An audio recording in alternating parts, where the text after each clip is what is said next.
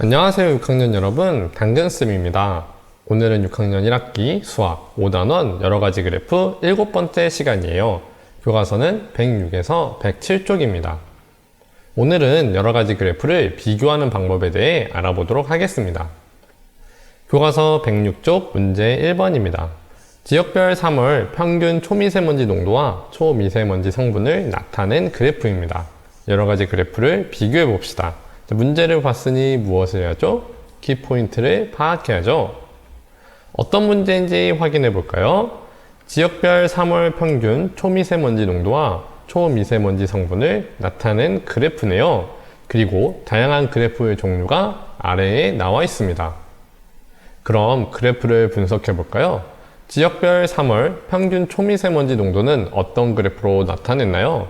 이 그래프죠. 그림 그래프로 나타냈습니다. 초미세먼지 성분은 어떤 그래프로 나타냈나요? 이 그래프를 보면 되죠? 원 그래프로 나타냈습니다. 그림 그래프는 어떤 특징이 있는지 말해볼까요? 그림의 크기로 수량의 많고 적음을 쉽게 알 수 있습니다. 그럼 원 그래프는 어떤 특징이 있나요? 전체에 대한 각 부분의 비율을 한눈에 알아보기 쉽습니다. 또 각 항목 길이의 비율도 쉽게 비교할 수가 있죠. 마지막으로 작은 비율까지 비교적 쉽게 나타낼 수 있는 특징이 있습니다. 지역별 3월 평균 초미세먼지 농도는 또 어떤 그래프로 나타낼 수 있을까요? 지역별 3월 평균 초미세먼지 농도를 각 지역별로 한눈에 비교하기 좋은 그래프를 찾아야 하는데요. 그런 그래프는 지금 사용하고 있는 그림 그래프 말고 막대 그래프가 하나 더 있죠. 그래서 막대 그래프로 나타낼 수 있을 것 같습니다. 초미세먼지 성분은 또 어떤 그래프로 나타낼 수 있을까요? 이 초미세먼지 성분은 초미세먼지 안에 들어있는 다양한 성분들의 양을 비율로 나타낸 것이니까 비율 그래프로 나타내면 좋겠죠. 그래서 비율 그래프 중 하나인 띠 그래프로 나타낼 수 있을 것 같습니다. 교과서 107쪽 문제 2번입니다. 세계 주요 도시별 미세먼지 농도, 우리나라의 월별 평균 미세먼지 농도, 미세먼지 배출량을 나타낸 그래프입니다. 여러 가지 그래프를 비교해 봅시다. 그리고 그 그래프가 이것이죠. 그럼 문제 속 키포인트를 파악해 볼까요?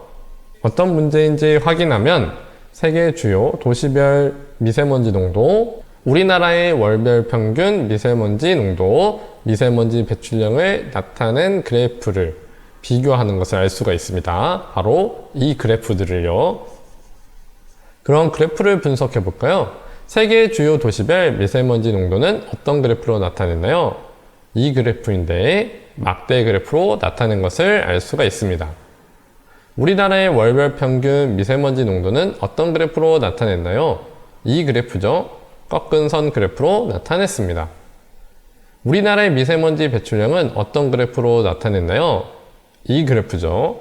띠 그래프로 나타냈습니다. 막대 그래프를 보고 알 수 있는 내용을 말해볼까요? 이 부분을 보면 한국의 미세먼지 농도가 가장 높다는 것을 알 수가 있죠.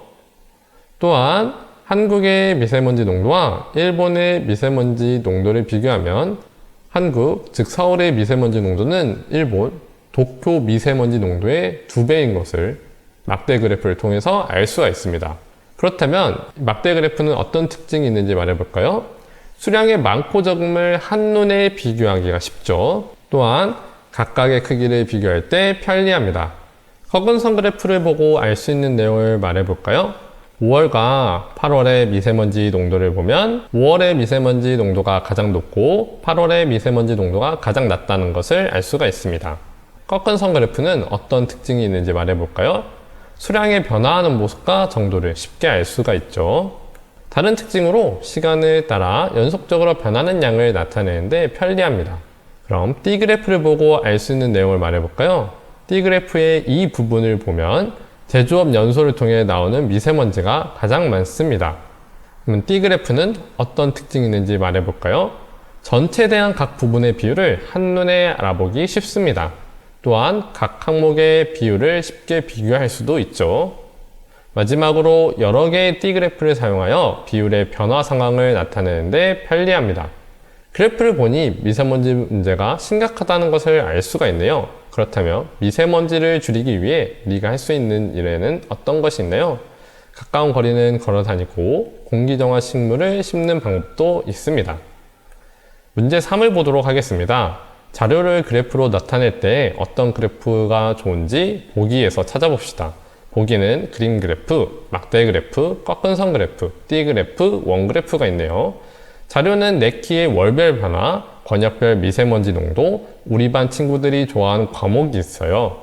우선 네 키의 월별 변화는 시간이 지남에 따라 변화량을 확인해야 하니 꺾은 선 그래프가 좋겠네요.